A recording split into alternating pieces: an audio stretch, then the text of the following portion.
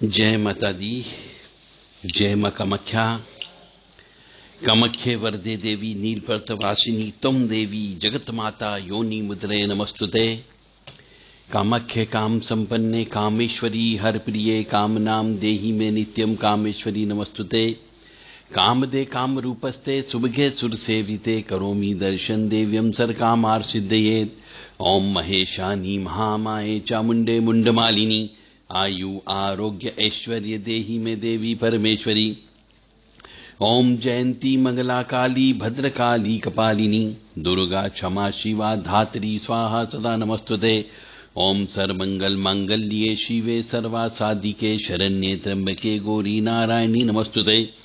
दुर्गतिनाशिनी दुर्गा जय जय काल विनाशिनी काली जय जय उमा रमा ब्रह्माणी जय जय सीता राधा रुक्मणी जय जय। महालक्ष्मी नमस्तुभ्यं सुरेश्वरी हरिप्रिये नमस्तुभ्यं दयानिधि। काली काली महाकाली काली के पापनाशिनी खड्गहस्ते मुंडहस्ते काली काली नमस्तुते। काली काली महाकाली काली के परमेश्वरी सर्वानंद करी देवी नारायणी नमस्तुते। नीरहार हार धन सार सुधाकर अंबा कल्याणम दाकनक चंपकदाम्बुशाम उदुंग पिन कुछ कुंभ मनोहरांगी वाणी नमामि मनसा वत्सा विभूतिये। ओम ऐं सरस्वत्यै नमः। ओम ह्रीं दुम दुर्गाय नमः। या ज्वल ज्वल प्रज्वल अग्निरूपाय ओम होम ह्रीं श्रीं ज्वाला देवी नमो नमः। देवी प्रपन्नताति हरे प्रसीद प्रसीद मातर्ग जोखिलस्य प्रसीद विश्वेश्वरी पाहि विश्वन्तमीश्वरी देवी चराचरस्य। शुभम करोति कल्याणम आरोग्यम धन संपदा शत्रु बुद्धि विनाशाय दीप ज्योति नमस्तुते। योनि मात्र शरीराय कुंजवासिनी कामदा रजस्वला महातेजा कामाक्षी ध्यायताम सदा। काम प्रिया कामरता कामा काम स्वरूपिणी कामिनी कामिनी काम्या कामुका कामचारिणी कामाख्या काम बीज स्थिता काम पीठ निवासिनी कामदा कामहा काली कपाली करालिका। देव राधा ट्रस्ट सत्यवाणी चैनल। यदि किसी भी स्त्री या पुरुष या किसी भी परिवार में काली के रूप में कोई पवन आने लगती हो तो उस पवन को जो काली स्वरूप वाली है, जो अपने आप को काली कहती है, महाकाली कहती हो, दक्षिण काली कहती हो, भद्रकाली कहती हो, शमशान काली कहती हो, गुह काली कहती हो, किसी भी प्रकार की काली का नाम यदि लेकर के कोई पवन आती है, शरीर में आना जाना चालू हो जाता है तो उस परिवार को बलि देना अनिवार्य होता है। यदि 1 साल तक तो वो इंतजार करती है कि शायद ये मुझे बलि देंगे और बकरा या बकरे से ऊपर की बलि ही लेती है।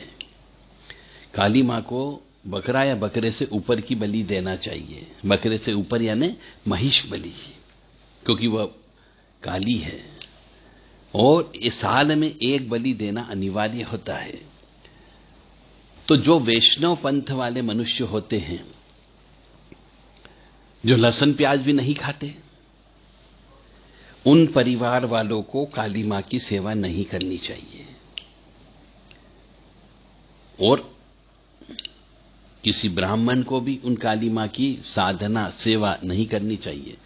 पंडिताईगिरी करना अलग बात है कि मंदिर में वो ड्यूटी निभाते हैं, सर्विस करते हैं, आरती करते हैं, तो उसमें साधना नहीं होती, नहीं कोई सिद्धि मिलती है, क्योंकि वो तो वहां पे मां की सेवा करने के बदले में अपना घर परिवार चलाने के लिए तनख्वाह ले रहा है।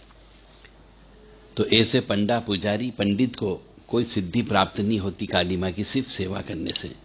हाँ, यदि वो सेवा करने के बदले में कोई भी धनराशि नहीं ले और सेवा करे अपनी दिल से आत्मा से, तो उसको सिद्धि मिल सकती है। इसीलिए जो ब्राह्मण लोग होते हैं, पंडा होते हैं, पुजारी लोग होते हैं, इनके पास में सिद्धियां कम होती है और इनके शरीरों में देवी देवता भी कम आते हैं। 99% केस में तो ब्राह्मण के घर में यह पवन जाती ही नहीं है, क्योंकि पवन बेसिकली प्रेत है, सिद्ध प्रेत होते हैं। और चूंकि ये जो जितने भी पुजारी लोग होते हैं, पंडा लोग होते हैं या ब्राह्मण कुल में उत्पन्न हुए जो मंदिर की सेवा करते हैं, ये नियम के अनुसार गायत्री माँ की पूजा भी करते हैं, हनुमान जी की पूजा भी करते हैं, कुछ लोग हवन पूजन भी करते हैं, यज्ञ भी करते हैं, जप भी करते हैं। तो इसलिए इनके यहां पर ये प्रेत आत्माएं नहीं जाती हैं। परंतु जो ब्राह्मण इनकी पूजा नहीं करता है तो उनके यहां तो प्रेत आत्मा जा सकती है। फिर भी अधिकांशतः देखा गया है कि काली मां किसी के भी शरीर में आती है, यानी पवन काली स्वरूप वाली, जिस पवन को काली मां का इनाम मिला हुआ होता है, जिस पवन ने काली मां की सिद्धि ली हुई होती, वो उसी काली मां के नाम से शरीर के अंदर आकर के उसी तरीके से उनको ही पुजवाने का काम करती है। तो ऐसे परिवार वालों को बलि देना अत्यंत आवश्यक होता है। अगर बलि नहीं देते हैं तो आपका परिवार तबाह हो सकता है, बर्बाद हो सकता है। फैक्ट्री है तो उसमें वो बंद हो सकती है, भयंकर नुकसान हो सकता है। मानो या न मानो, ये पूर्णतः सत्य है। और जो पवन एक बार आ जाती है तो उसे छोड़ा भी नहीं जाता है, और यदि आप छोड़ते हो तो भी आपको तबाह होना पड़ेगा, क्योंकि वह पवन ब्रह्मांड से आती है और वन वे सिस्टम होता है। आ जाती पर ब्रह्मांड में वापस जा नहीं सकती, क्योंकि ये कलयुग है। इस मृत्यु लोक में आने के बाद में उस आत्मा को, जो पवित्र आत्मा ब्रह्मांड से आती है, उसे वापस जाने का हक नहीं होता है। तो अब उसे जब तक कि ये कलयुग या मृत्यु लोक चलता रहेगा पृथ्वी पर, तब तक उसे यहीं पर ही रहना पड़ता है। तो यहां पर रहने पर भी उसको पूजन अर्चन, भूख प्यास सब लगती है। इन रूह को भी भोजन की आवश्यकता होती है। जो ये गूगल की धूप, गूगल के माध्यम से, धूप के माध्यम से, हवन के माध्यम से ये प्रेत आत्माएं भी तृप्त होती है। और सिद्ध प्रेत आत्माएं अपने इष्ट देव का नाम लेकर के यदि कोई अग्नि में डाला जाता है तो उससे भी ये तृप्त होती है। इसलिए काली मां की सेवा उन्हीं को ही करना चाहिए, काली मां की सिद्धि भी उन्हीं को ही करना चाहिए जिनको की बलि दे सकते हो। बलि नहीं दे सकते हो तो उन्हें काली मां की पूजन अर्चन नहीं करनी चाहिए और नहीं साधना करनी चाहिए। ऐसा हमारे सामने एक नहीं कई हजारों केसेस आए हैं कि काली मां की पवन के रूप में शरीर में आने लगी, और आने के बाद में परिवार वालों को बोला गया कि भैया आपको बलि देना है। तो बलि देने में टालम टूल करते करते 2 साल हो गए, 3 साल हो गए। उसके बाद जब वो शरीर छोड़ के चली गई तो धीरे धीरे घर तबाह हो गया।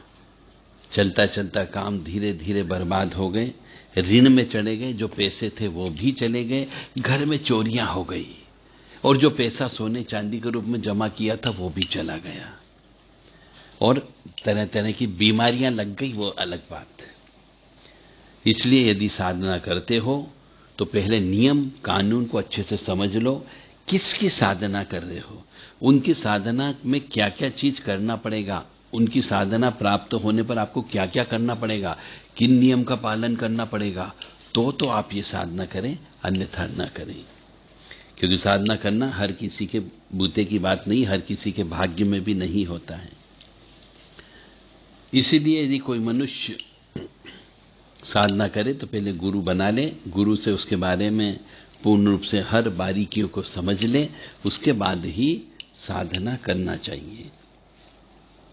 जय माता दी, जय मां कामाख्या। क्रीम कालिकाय नमः।